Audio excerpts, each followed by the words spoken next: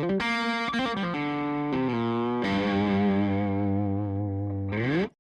afternoon. I'm Mel Grandiam, former chief of the Fort McKay First Nation, 2019 to 2023. Very honored to hold that position. However, today is the first of many of my podcasts. I'm going to be spreading the word that I've experienced throughout my career, some of the good points, the bad points, and some of the ways to fix things. So today's podcast is going to be on decision making, how we make decisions at council level.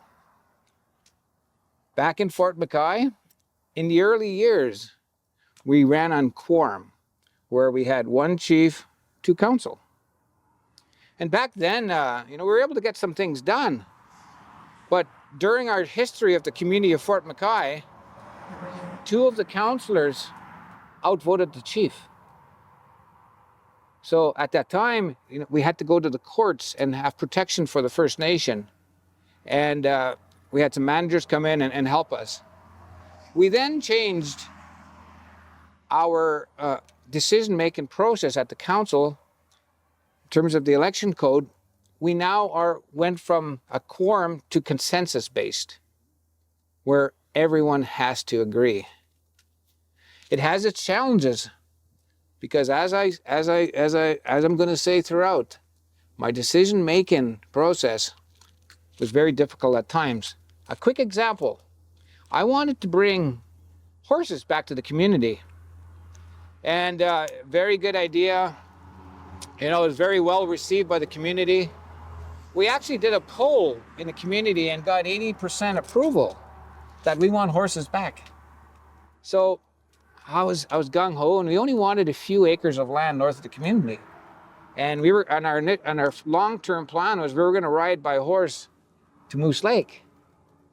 But because council members had their own view, their own personal view, rather than look out for the community, Fort McKay does not have horses in the community. It got killed. So over the number of years, I was very defeated when I left council, and for a number of reasons. But lately here, I'm talking with Chief Janvier, and we got to talking about decision making. And I'm very intrigued of how Chipewyan Prairie handles decision making. So with that, without saying any more, I'd like to turn it over to the chief or allow him to speak. Sir? Yeah, my name is Vern Janvier. I'm the chief of the Chipewyan Prairie First Nation. I've been chief since 2007. So when I first became chief, an elder told me, "You have now been appointed chief." And I asked him, I said, "What about the election?" And he said, "The election is a formality to address the Indian Act system," he said. "But in the community, you've been appointed chief. So now you will do the election, take over your role as chief." And there was a bunch of other rules that he gave me about it, like I have to go to speak to the elders when there's decisions being made, things like that I have to get my direction from the members. I mean, more so just the elders that are the decision makers. And then we had our election. I got elected, and I think it's 20 years later now. But the thing that we do in our council system, when a councillor is elected, when he's appointed, he is told, "You work on the direction of the chief." And that is how, as soon as they get appointed, before election, they're told, "You do this," and then you follow it. So when they get elected, first thing they say is, "What is my job going to be as councillor?" Exactly. And then they get a certain set of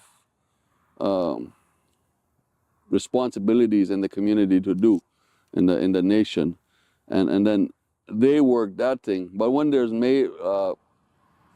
they report to me, yay or nay on the projects they're working on, whatever. But when there's big community decisions to be made, the council gets together and they talk about it. They don't vote on it, they talk about it. And then they bring it to me as the chief, and then I give the okay, whether it's yes or no. But for all of us, we still have to follow rules and protocol on how all that occurs. So that's the difference in the system that we operate in. Wow, beautiful. So at the end of the day, the chief has the ultimate responsibility. Yes, it's on your ultimate responsibility comes to the chief.